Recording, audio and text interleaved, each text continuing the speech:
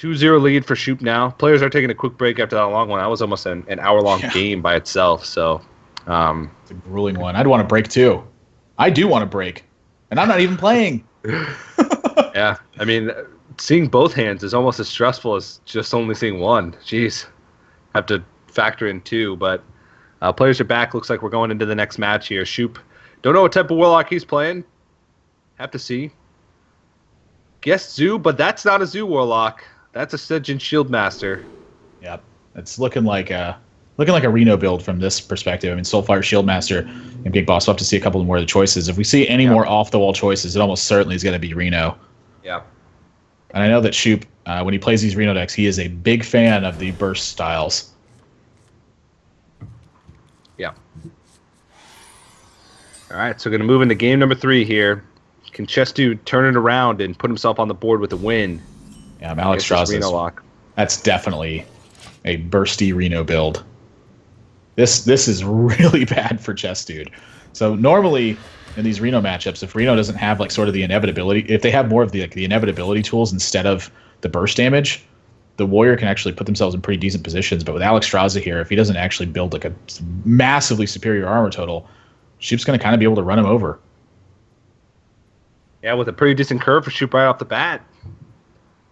Might find himself in a pretty good position here, but Chessdude does have a lot of tools to fight off pressure in the early game. He's got Fire War Axe, Bash, Slam. I mean, he's going to be able to deal with anything that Shoop throws at him. Not that Reno Lock is that threatening, but you know, if they do curve out, sometimes you can find yourself in a position where you're under a lot of pressure very early on in the game. Yeah, Big Gang Boss, pretty easy play from him, and Chessdude, no real answer just yet. It's going to take his time and build. And that Kodo being picked up, that's actually really important too, because Bloodhoof Brave is probably one of the better mid to early game cards that Warrior has. And the fact that Shoop can answer that or a Doomsayer that gets drawn with the Kodo is such a big deal right now. Yep.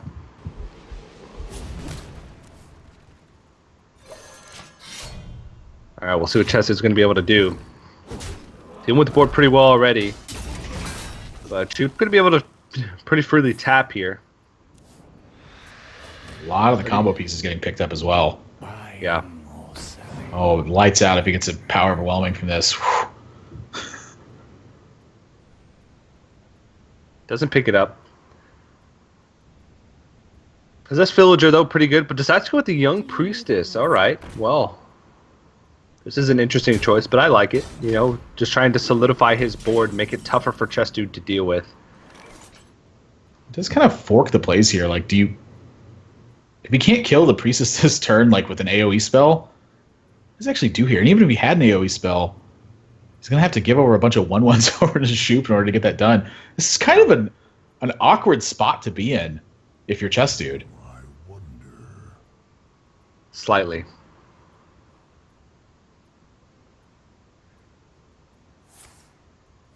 It looks like he's just going to get the Justicar True Heart online, try and get that armor total up as quick as he possibly can.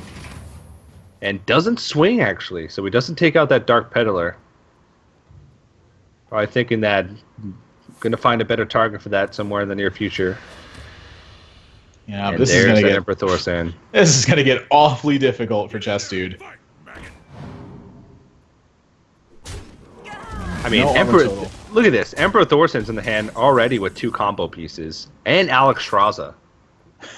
Yeah, this is really bad for Chessdude. Like, not only does he have to stifle this pressure, but he's got to keep those big threats in the back of his mind. And has to build up that armor total at the same time. So, I mean, this turn he can deal with most of the board. He's got Slam and Bash. He can...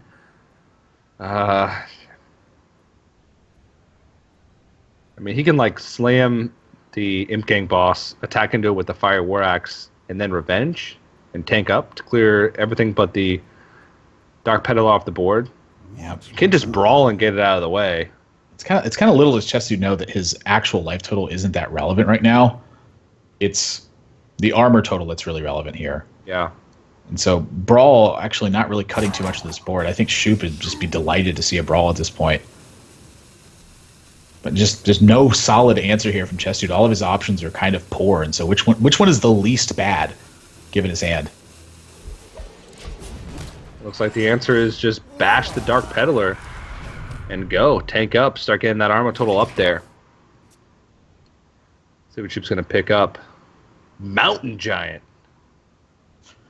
It's a pretty solid one right now. Just being able to tap it and Mountain Giant this board. He's going to go with just Emperor instead. I mean, get the discounts right away. This is going to pull heat from Chessdude as well. And then he can roll into Mountain Giant. And this is totally reasonable. Or he can just Alex Straza on turn 8. I mean, that's also a pretty good play. Uh-oh. Uh-oh. Yep. So again, the life total not really mattering that much here.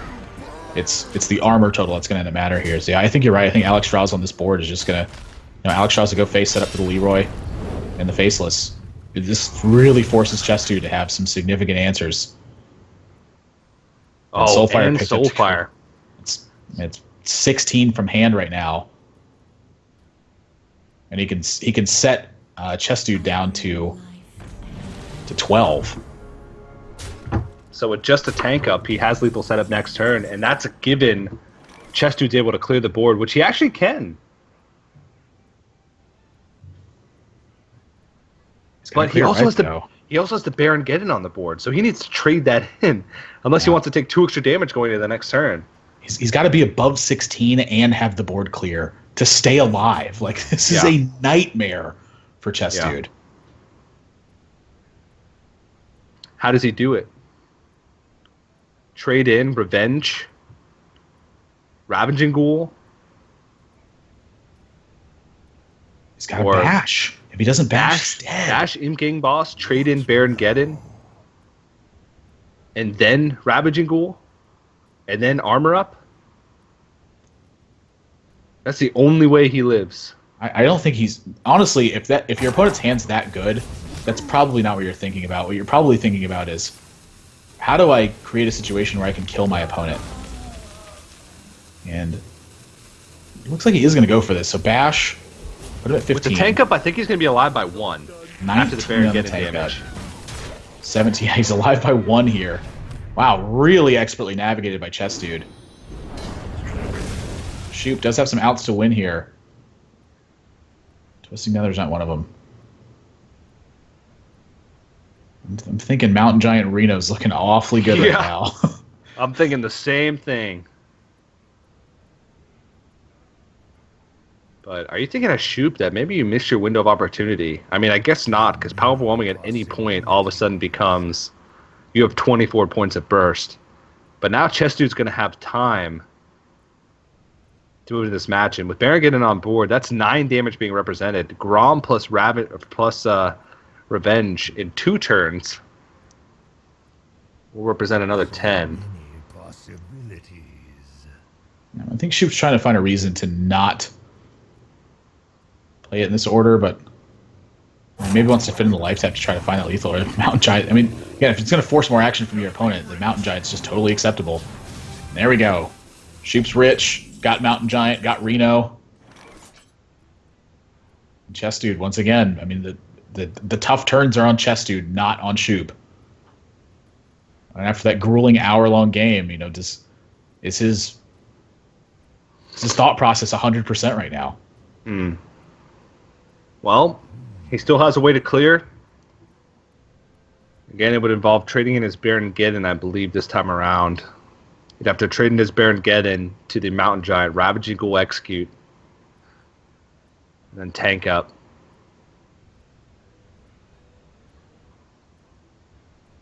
Goodness, this is a hard game.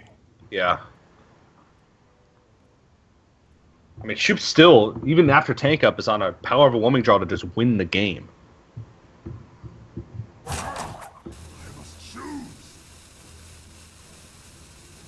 It's looking like this Baron Geddon might get traded. Yeah. As much as you want to keep that around, 1, it's a liability because it's damaging yourself, and 2, you need to clear this board.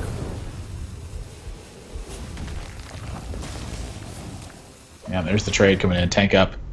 Go to 21, and now Shoop kind of needs to find the damage now. Well, Coil's no good. So we're probably going to start entering the life tap again territory. Yep. Shadow Flame. So now do you hold on to the Shadow Flame to try and get a steal with Sylvanas? Or you hold on to Sylvanas to try and get a steal with Shadow Flame? And it looks like he's just going to go with the Stampeding Kodo. And it's not going to get much value, but he realized if Bloodred Brave was there, it probably would have been played. Yeah, I think it's exactly what he's thinking. Like, you know, how do I get some pressure rolling now to keep the armor in check? So that way I can eventually get played. I can't think of one. I don't think so. I mean, he only had a couple in there, so we didn't have the Infested Tauren. We just had the Trinity. We had Karin, Chillmaw, Sylvanas. Yep. Looks like this is going to be a tank up. So, Power Overwhelming is still lethal. That's a big game hunter. I'm still a little bit surprised to see Big Game Hunter in here. Oh, wow, that's a good one. Yeah. Again, just trying to keep the armor in check until he finds that Power Overwhelming. I mean, ooh, that's an interesting draw. So if you Alex draws the face and attack him, he goes to 12. And then you're kind of getting close to that Grom being lethal afterwards. What does it cost you to make that play? Like, say you go for that play and your opponent has Sylvanas Shadow Flame.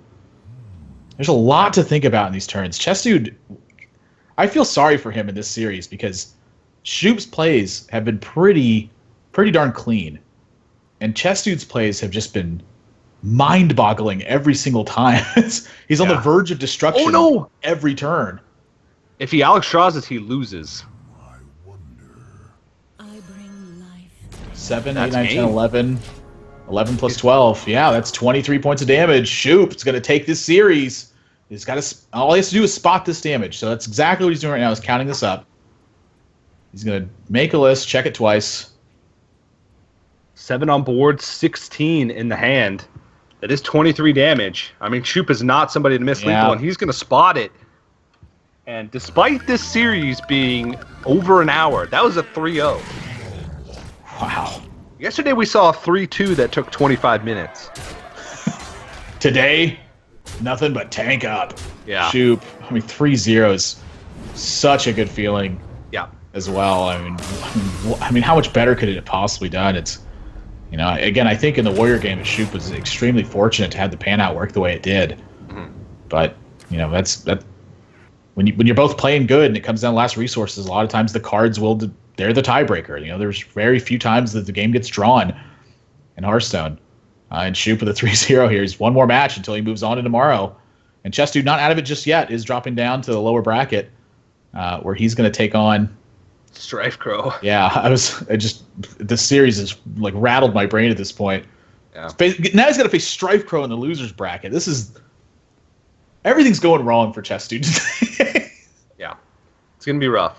It's going to be rough. But we do have the winners match coming up next, I do believe, which is going to be Shoop taking on the Rat. Both of these players been around the Opens for a long time. Both of these guys are the qualified players, so cool to see those guys make it to the winners round. And they're going to fight it off for that spot in Sunday. Before we get into that, though, we are going to have to take a quick break. Keep in mind, guys, the next Open for the ONOG circuit is on June 16th. So if you want your chance to qualify for the next feature tournament, if you want to start getting those Geico points and get that tournament experience under your belt, make sure you head over to geico.onog.gg and sign up. Right on the top of the page, you can click Tournament Sign Up underneath the drop-down menu. So do that during the break, but don't go anywhere, guys. More 2016 One Nation Gamer Circuit right after this.